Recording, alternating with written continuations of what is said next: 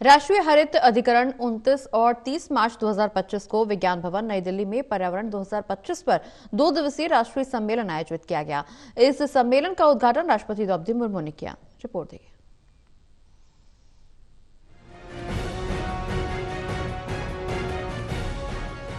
राष्ट्रीय हरित अधिकरण 29 और 30 मार्च 2025 को विज्ञान भवन नई दिल्ली में पर्यावरण 2025 पर 2 दिवसीय राष्ट्रीय सम्मेलन आयोजित करने जा रहा है।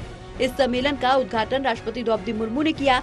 उद्घाटन समारोह में केंद्रीय पर्यावरण, वन और जलवायु परिवर्तन मंत्री भूपेंद्र यादव, उच्चतम न्यायालय के न्यायाधीश न्यायमूर्ति Vikram Nath, attorney general R Venkataramani और एनजीटी के अध्यक्ष न्यायमूर्ति प्रकाश श्रीवास्तव भी मौजूद रहे। बता दें कि ये कार्यक्रम पर्यावरण से जुड़ी चुनौतियों पर चर्चा करने, सर्वोत्तम कार्य प्रणालियों को साझा करने और टिकाऊ पर्यावरण प्रबंधन के लिए भविष्य की कार्य योजनाओं पर सहयोग करने के लिए प्रमुख हितधारकों को एक साथ लाने के लिए महत्वपूर्ण मंच के रूप में काम कर रहा है। 2 दिवसीय कार्यक्रम का उद्देश्य नीति प्रवर्तन में मौजूदा अंतराल को पाटना और पर्यावरण संरक्षण के महत्व के बारे में जागरूकता को बढ़ाना है। सम्मेलन में 4 तकनीकी सत्र होंगे जो मुख्य पर्यावरणीय मुद्दों पर केंद्रित रहेंगे। वायु गुणवत्ता निगरानी और प्रबंधन, जहां उच्च न्यायालय के न्यायाधीश न्यायमूर्ति जॉय माल्या बागची की अध्यक्षता में यह आयोजित किया जाएगा। इसके अलावा दिल्ली उच्च न्यायालय की न्यायाधीश न्यायमूर्ति प्रतिभा एम सिंह की अध्यक्षता में जल गुणवत्ता प्रबंधन और नदी कायाकल्प की चर्चा की जाएगी। इसके अलावा न्यायमूर्ति आनंद पाठक, न्यायाधीश मध्य प्रदेश उच्च न्यायालय द्वारा वन एवं जैव विविधता संरक्षण की अध्यक्षता की जाएगी। वहीं दूसरी ओर भारत के उच्चतम न्यायालय के न्यायाधीश न्यायमूर्ति पीएस नरसिम्हा की अध्यक्षता में चिंतन और मुख्य निष्कर्ष निकाला जाएगा। बता दें कि सम्मेलन में उच्चतम न्यायालय और उच्च न्यायालय के न्यायाधीश, जिला न्यायालय के न्यायाधीश, विभिन्न मंत्रालयों के सचिव व वरिष्ठ सरकारी अधिकारी हिस्सा लेंगे, जो पर्यावरणीय चुनौतियों से निपटने के लिए बहुविषयक दृष्टिकोण में योगदान दे रहे हैं।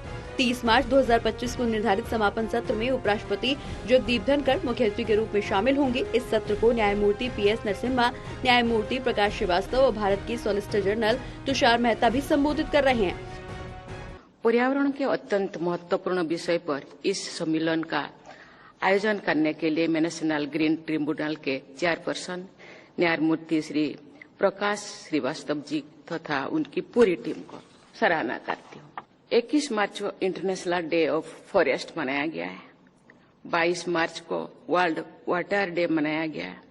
22 मार्च के दिन ही अर्थ आवर के समय विश्व समुदाय के ऊर्जा की खपत को कम करने का प्रयास किया गया है। इसी तरह सितंबर में वर्ल्ड एयर डे, जून में वर्ल्ड इन्वायरमेंट डे तथा अन्य ऐसे दिवस मनाए जाते हैं।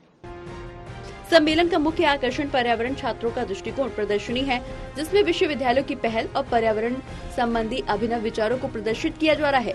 एनजीटी पर्यावरणीय स्थिरता और शिक्षा में उनके उत्कृष्ट योगदान के लिए विश्वविद्यालयों को सम्मानित भी करेगा। इसके अलावा विश्वविद्यालयों को लगातार विकास को बढ़ावा देने में उनके प्रयासों को उजागर करते हुए अपनी व्यापक पर्यावरण रिपोर्ट प्रदर्शित करने का अवसर भी मिलेगा।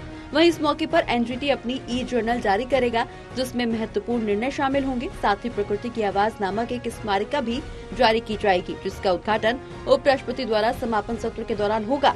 ये सम्मेलन सहयोग को बढ़ावा देने, जागरूकता बढ़ाने और पर्यावरण संरक्षण और स्थिरता के सामूहिक मिशन को आगे बढ़ाने की दिशा में एक महत्वपूर्ण कदम है।